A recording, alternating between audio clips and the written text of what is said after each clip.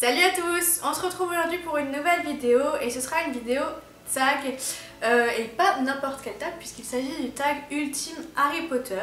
Donc du coup je suis quand même assez désolée pour la luminosité qui est pas terrible. Il est tard, il fait déjà nuit, etc. Donc j'ai fait ce que je pouvais.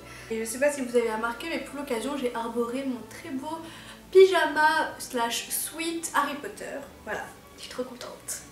La première question c'est: quel est ton Weasley préféré? C'est plutôt mes Weasley préférés, puisque ce sont Fred et George, voilà, les jumeaux Weasley, pardon. Ils me font juste mourir de rire. J'aime bien leur évolution aussi au cours de la saga, je trouve qu'ils restent vraiment les mêmes. Ils savent garder leur humour même dans les moments les plus noirs et c'est ce qui me plaît chez eux. Question 2, ton personnage féminin préféré? Contrairement à beaucoup, je suis pas forcément fan de Luna, voilà. Ginny, no way. Je dirais Hermione quand même. Même si c'est cliché, Hermione. Troisième question, ton méchant préféré? Bellatrix Lestrange, parce qu'elle est juste, mais vraiment terrifiante quoi. En plus elle est complètement tarée. Quatrième question, ton personnage masculin préféré? C'est trop dur ces questions.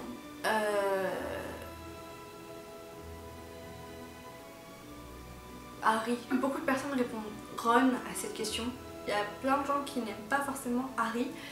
Moi je l'aime bien, peut-être parce que c'est lui qu'on suit dès le départ et je sais pas. Je suis vachement attachée à ce personnage, vraiment toute son évolution que j'aime et qu'on suit finalement au cours de la saga. Qu'en fait finalement il découvre un peu la magie après tout le monde, il découvre ses pouvoirs après tout le monde. Enfin le pauvre il a 3 trains de retard mais pourtant c'est à lui qui va arriver toutes ces merdes là. Cinquième question, quel est ton professeur préféré? Je dirais que c'est professeur Dumbledore, voilà. Oh, mais j'adore Dumbledore, je le trouve trop mystérieux, mais en même temps on sent qu'il protège Harry, on sent qu'il sait plein de trucs, mais en même temps il cache plein de secrets. Alors ensuite, tu préfères laver les cheveux de Rogue ou écouter Lockhart parler de lui-même pendant une journée entière?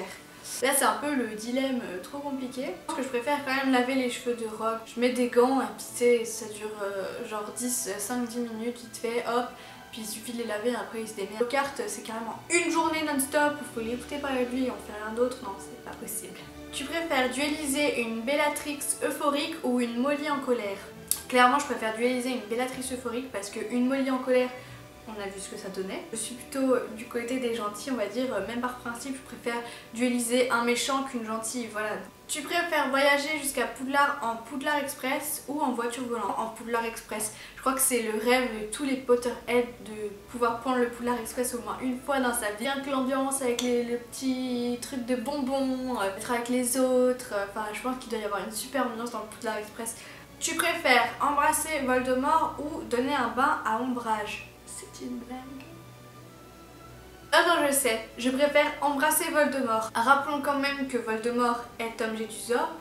Et donc je préfère embrasser Voldemort en Tom Jedusor, voilà, que de donner un bain à ombrage. L'un dans l'autre, ça va. Tu préfères monter un hippogriffe ou l'éclair de feu? Largement monter un hippogriffe, je suis juste mais en adoration de Buck. Et même que quand j'étais plus petite, il y avait un magazine sur Harry Potter qui sortait et qui s'appelait La Gazette du Sorcier. En fait, on pouvait voir quel signe astrologique Harry Potter on était en fonction de notre propre signe astrologique. Et moi je suis Cancer et du coup j'étais hippogriffe. C'est juste magnifique et majestueux comme animal avec ses grandes ailes, si jamais ça existait. Un personnage que tu visualisais différemment dans les livres que dans les films? Sirius Black, parce que dans les livres il est décrit comme quelqu'un quand même d'assez beau. Dans le film il est quand même très moche. Lily de la chaîne Lily Booking, mais je vous parle tout le temps d'elle, vous devez vous dire mais qu'est-ce qu'elle a. Enfin bref. Il me semble que Lily parlait de l'acteur qui jouait dans le Hobbit, de celui qui a la flèche pour tuer le... Enfin je sais plus son nom, pour tuer le dragon Smaug.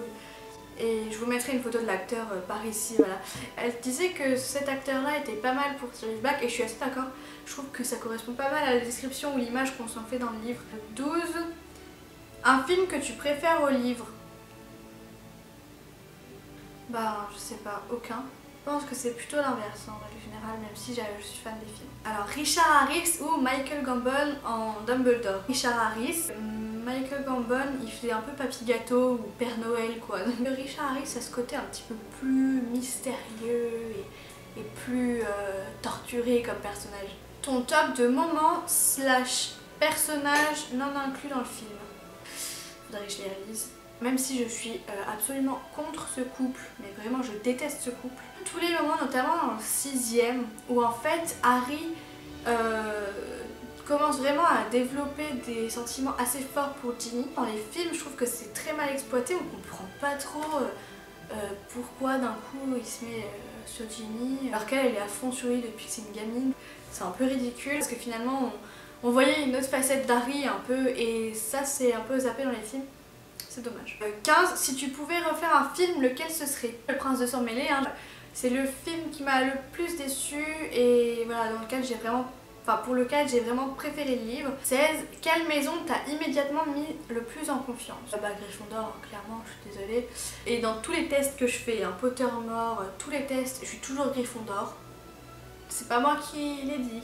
Ils ont l'air de s'éclater dans cette maison et juste pour ça j'aurais trop envie d'aller à Gryffondor. Voilà, ensuite j'ai déjà répondu, donc c'était la 17e question, c'était dans quelle maison es-tu réellement selon Pottermore ou votre site? Surtout Gryffondor. 18. Quelle classe serait ta préférée? La première année ce serait ma préférée quoi. Là où tu découvres vraiment Poudlard, où on te choisit ta maison, où t'es vraiment là c'est la découverte totale, c'est tellement magique de découvrir les rituels ou les... Voilà, le Noël à Poudlard, ce genre de choses, Halloween, toutes les périodes de l'année, enfin. Donc je viens de me rendre compte que je n'avais pas compris la question. Il ne s'agit pas de la classe, c'est-à-dire de l'année que l'on aurait préféré faire, mais plutôt de la matière. Du coup, si je devais choisir une matière que j'aurais préféré suivre à Poudlard, ce serait sortilège. Ouais, la première année. Quel sort est selon toi le plus utile à apprendre? Tu fais fixe? Ouais, non, c'est un peu violent quand même. Accio, genre pour faire venir les objets à nous quoi. Genre Accio télécommande. Merci. Avec quel personnage serais-tu instantanément devenu amie à Poudlard? Hermione dès la première année. Elle est complètement mise à l'écart et que ça m'aurait fait juste trop de peine en voyant que c'était genre la meilleure de la classe, clairement. J'en aurais profité quoi. Enfin, un peu persécutée par les autres de la classe. Si tu pouvais posséder une relique, laquelle ce serait? Bah la cape d'invisibilité, comme Harry. Ça nous permet de nous faufiler un peu partout de manière anonyme. Un aspect des livres que tu aimerais changer, personnage, moment, etc. C'est juste la mort de Dobby. C'était vraiment trop triste et trop cruel de le faire mourir comme ça alors qu'il était venu les sauver et tout. 23. Ton maraudeur préféré? C'est Rémus Lupin, largement. Le fait que ce soit un loup-garou, qui ait tout ce mystère dans le 3e, pardon, autour de lui finalement, de sa condition, etc. Enfin, il est vraiment génial quoi. Je le préfère vraiment à Sirius Black, je sais pas pourquoi. Il est assez sage, voilà, il raisonne, il tempère, j'adore ce personnage. 24. Quel personnage ramènerais-tu à la vie de Dobby? Parce que je trouve que sa mort était trop triste. Ou bien un des frères, enfin le frère Weasley qui est mort, donc Fred je crois que c'est lui qui est mort. C'est pas possible. C'est trop triste que de séparer les jumeaux comme ça. On n'aurait pas pu tuer Percy quoi. On s'en fout. Relique de la mort ou Horcrux? Clairement relique de la mort. Je trouve que c'est super crado là, de mettre des petits bouts d'âme un peu partout dans des objets et semer ça dans le monde. Je trouve ça atroce.